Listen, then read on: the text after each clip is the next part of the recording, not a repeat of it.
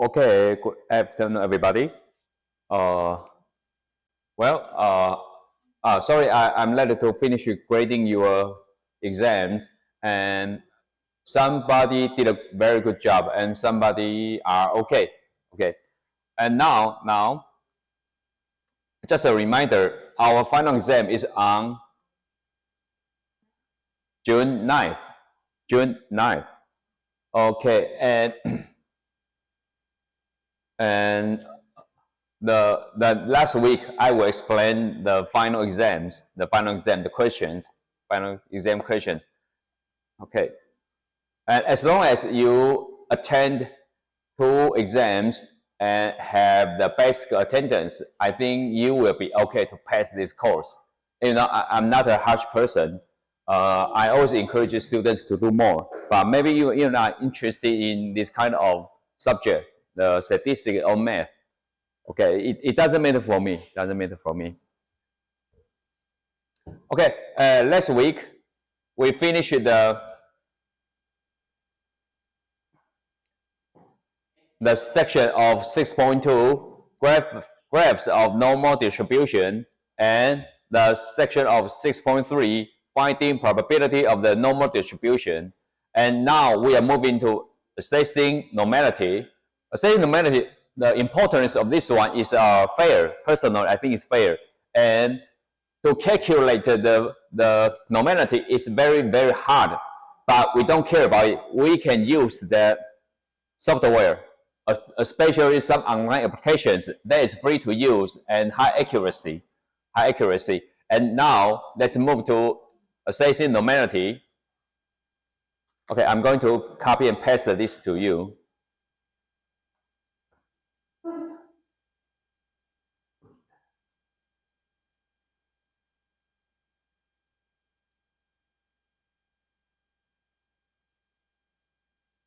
Okay.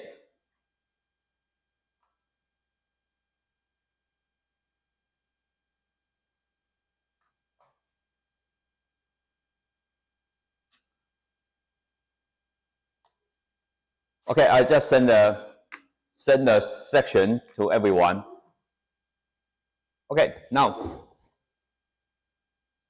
the distributions you have seen up to this point have been assumed to be normally distributed, but do you determine if it is normally distributed? Some are normal distribution, some are not. One way is to take a sample and look at the sample to determine whether it appeared normal. If the sample looks normal, then it most likely the population is also sample. What does it mean? If the sample, it means pick up, selected from the population. If the sample distribution like a normal distribution, it means likely the population is also a normal distribution. Okay, because the samples are selected from the population. Here are some guidelines that are used to help make a determination. First one, histogram, make a histogram. And second one, outliers. For a normal distribution, there should be not more than one outlier. Okay, sometimes how can we call the outliers? It can be a radical, very strange point, very strange data point. Okay,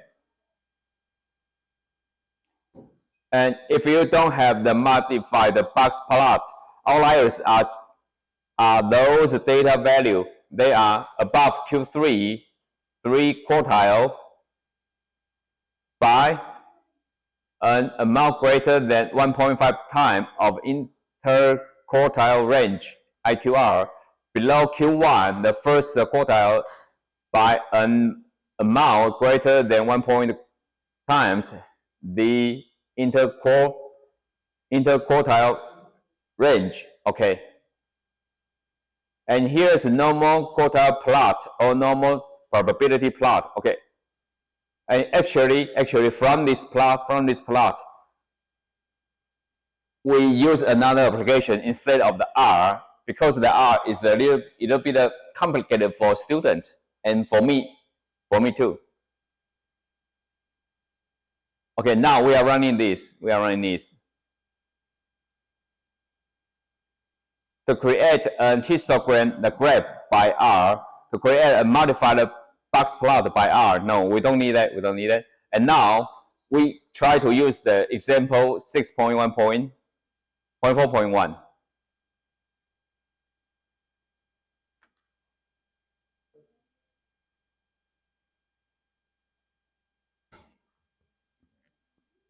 Okay. In Kiama, North NSW, Australia, there is a blow hole. The data is on the table here. Are the time in seconds between eruptions. Okay, eruptions. Okay, do the data come from a population is normally distributed? And this one, let's check the answer from the textbook. Say the random variable, draw a histogram, find a number of outliers, draw the normal quantile plot. Do the data come from a population that is normally distributed? I don't know, but actually when we see this figure, we think it is not a normal distribution. And now let me tell you how to do this. You can, for example, you can check the title is Normality, accessing Normality calculator. Then you can find some useful website applications like this one, or like this one. Okay, I'm going to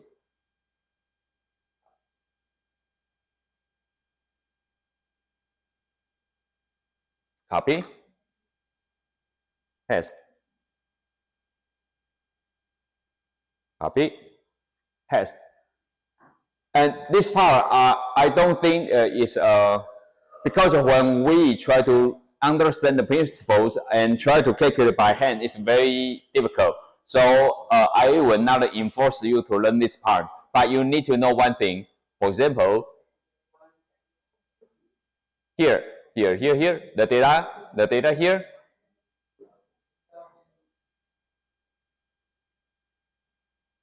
Okay, the data here, select the data and copy and paste to our data's location here, and click enter, calculate.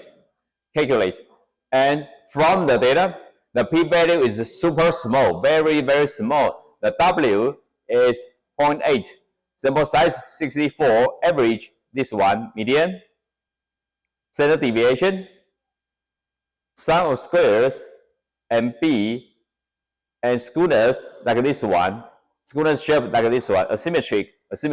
Thus is impossible to be a normal distribution. And check this. Yeah,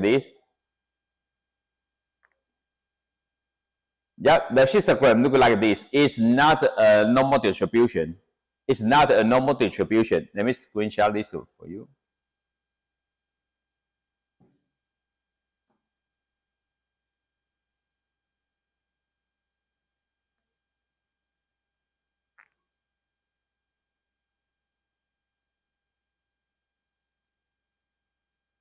Okay, and here is one online application. Here's another one.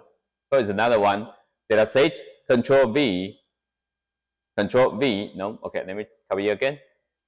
Copy and paste. And click calculate. After calculation, we got the answer here. See, the histogram looks like this, and it's not a normal distribution. Okay, let's check the second question here.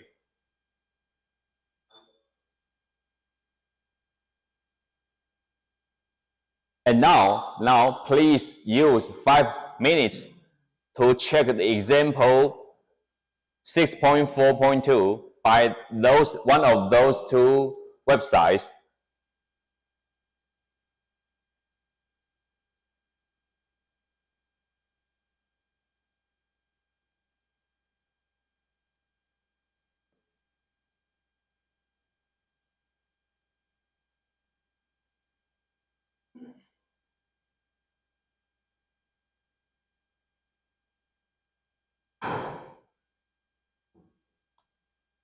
Okay, 5 minutes.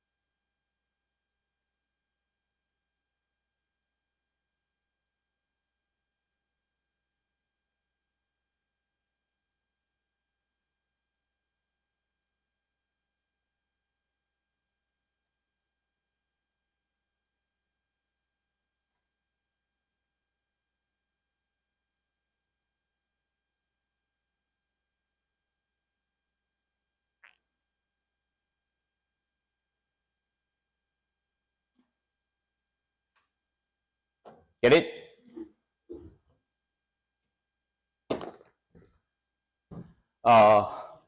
Actually, it's very hard for us to categorize those data into a plot. And now we have applications. Thus, don't be hesitant. Just copy and paste and got the answer as you want. This one. Select those areas. Yeah, by the way, this weekend, before this weekend, I will ask you to report your website, and I try to understand you're writing your notes about your notes. Okay.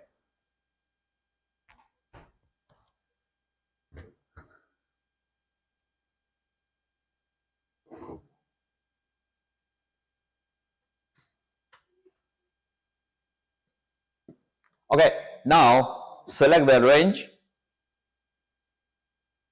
and copy. That's about the IQ scores. Theoretically, the IQ score should be a normal distribution, but now we have evidence. We don't have any evidence to prove that. You can copy and move to one of the website and select area. Control V to paste and click to calculate. And check the results like this. The p-value is very big. It means it is unlikely to be. Sorry. Okay, let's move. See, it looks like this, and it's very close to normal distribution. And it's okay. And the similar data, we use another online applications. Calculate p-value larger than 0.05, and the W is like this. The sample size 50, average 96, median 96, and the potentially symmetric. Yeah, I think the symmetry is one of the condition, one of the criteria to check the normality, and check the shape look like this. Yeah, it's very close to the normal distribution.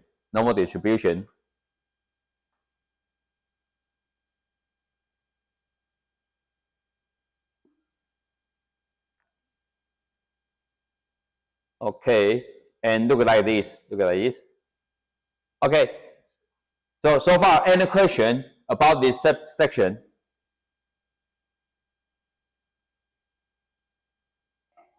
about the section 6.4. Questions?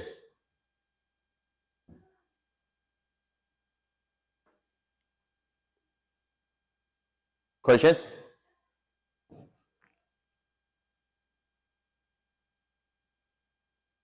If no more question, I move to next section. Okay, can I? Okay, how about 1 minute? 1 minute. Again.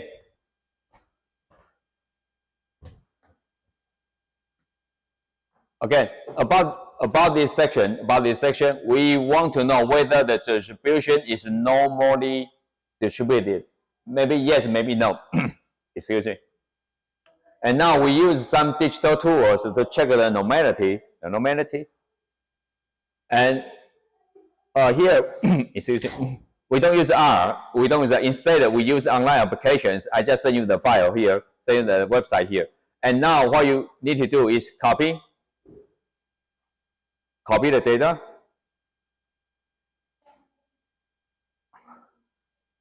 And paste to on the website, and you will get the website about the normality. But just a reminder, I ever read the principles and the formula, the equations about this calculation. It's very, very hard, very, very difficult. It's not easy to understand. And I will encourage you to, you just know how to use the online applications. That's enough. Okay, let's move to next section. Okay, next section. Chapter 6.5, Sampling Distribution and Central Limit Theorem. Okay, Sampling Distribution and Central Limit Theorem.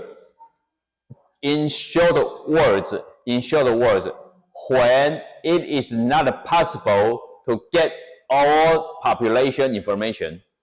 Okay, when it is not possible to get all information from the population, and now we try to do the sampling, pick up fewer samples and try to calculate, to simulate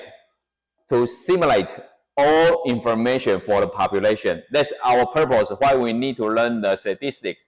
That is one way. Okay. You now have most skills to start statistics in inference, but you need one more concept.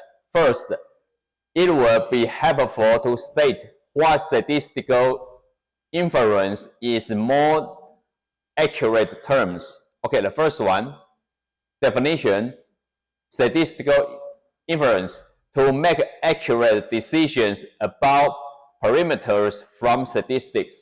Okay, statistical inference, the definition is to make accurate decisions about parameters from statistics.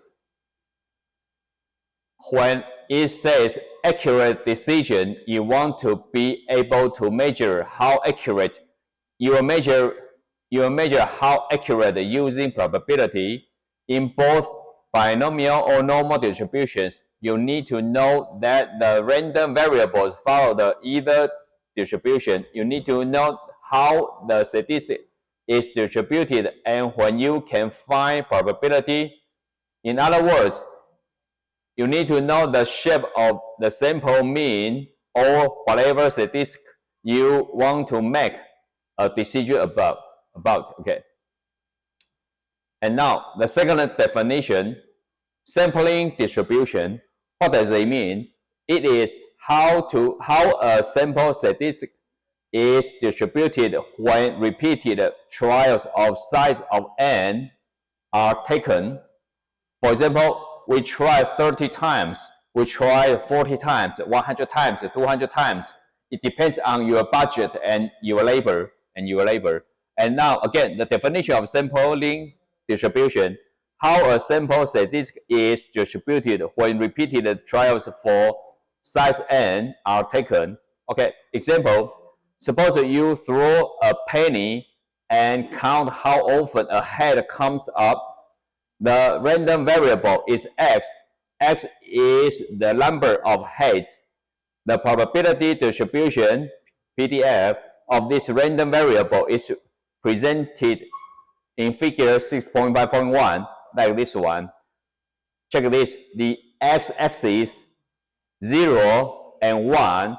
0 means the tail, 1 it means the head, and the y-axis that is 0.5. It means the appearance of those two sides of the coin, the probability are equal to 0.5. Solution: repeat this experiment for 10 times, which means n equals 10.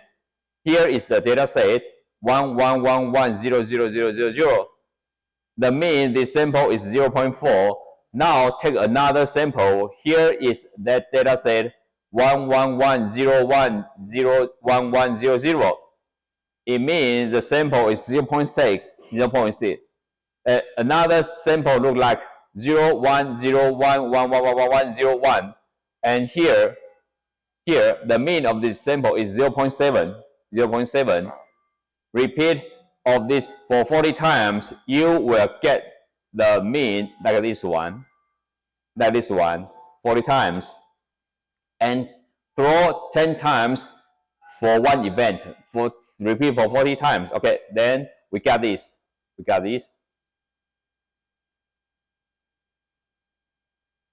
And PDF for sample means of heads, n equals 10, and we can see 0.3, 0.4, 0.5, 0.6, 0.7. The value very close.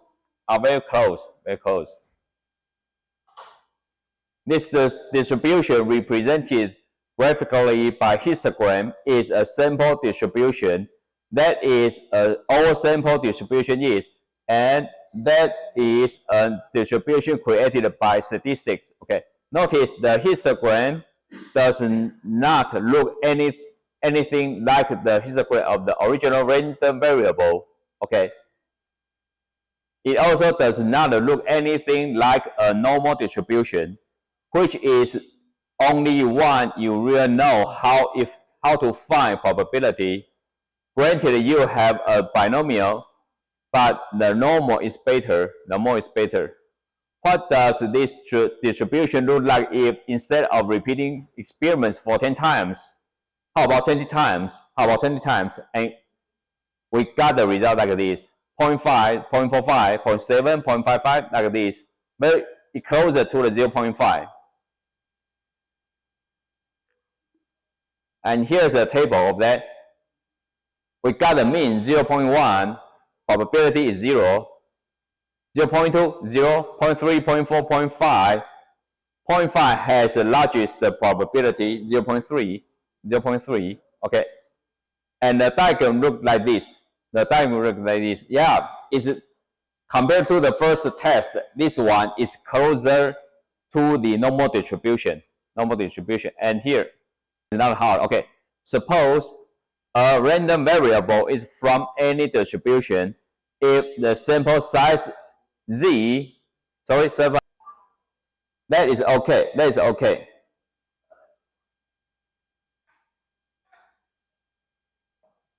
And when the number is increasing, the normality is also increasing. That is the key point. In other words, as long as your budget, your talent, your humanity, your labor is able to support that, the more it's closer to the normal distribution. Okay. And let's move to the next one. And example 6.5.2, finding probability for the sample means. The birth weight of babies from European descent who was delivered at 40 weeks is normally distributed with a mean of 3,687.6. Oh, in Taiwan, this weight is very big.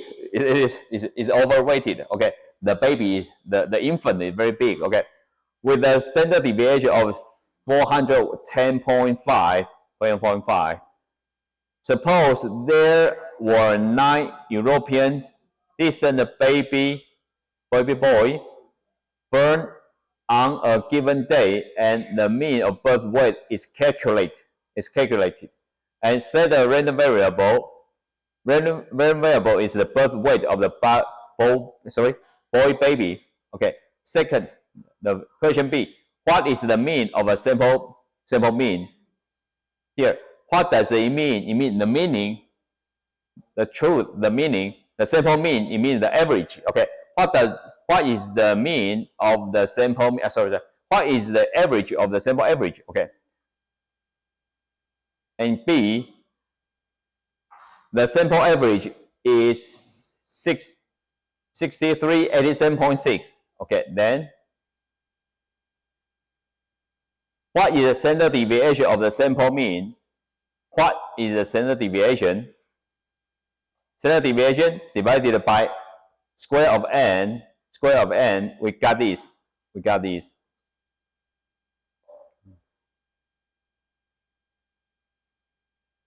And D, what distribution is the sample mean distributed as?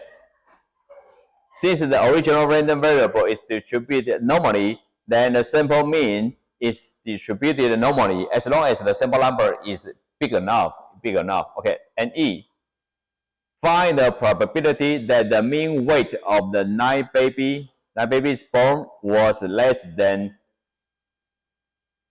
3,500.4. Okay.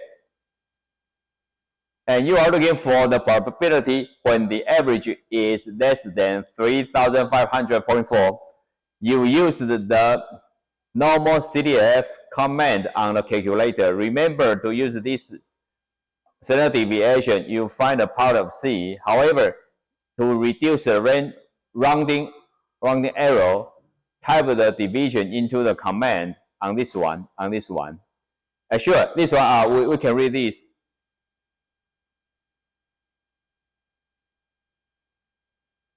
Okay, the probability is close to 0.086.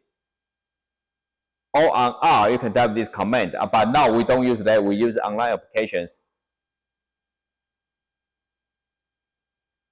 And next example, example 6.5.3, finding probability for sample means. By sample means, the age that American females first have intercourse is on the average 17.4 years, with a standard deviation of approximately 2 years.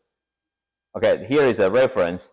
This random variable is not normally distributed, though it is somewhat mound-shaped.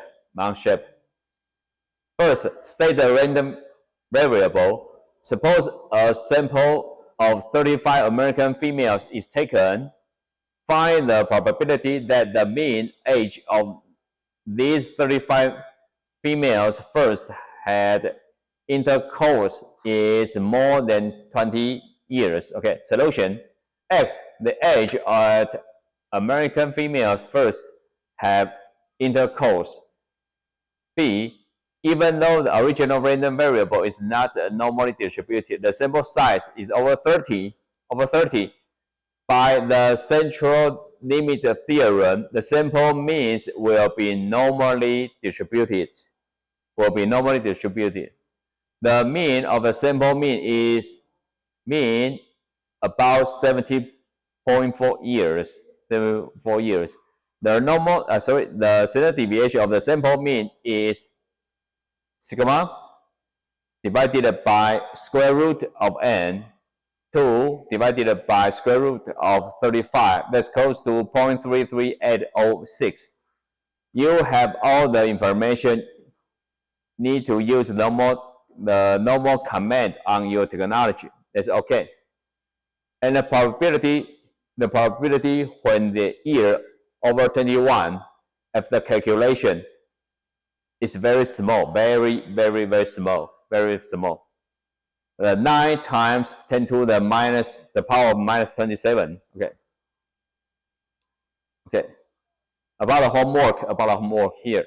And this one, I may not have any question on the final exam about this quiz. We have the concept. That's enough. That's enough.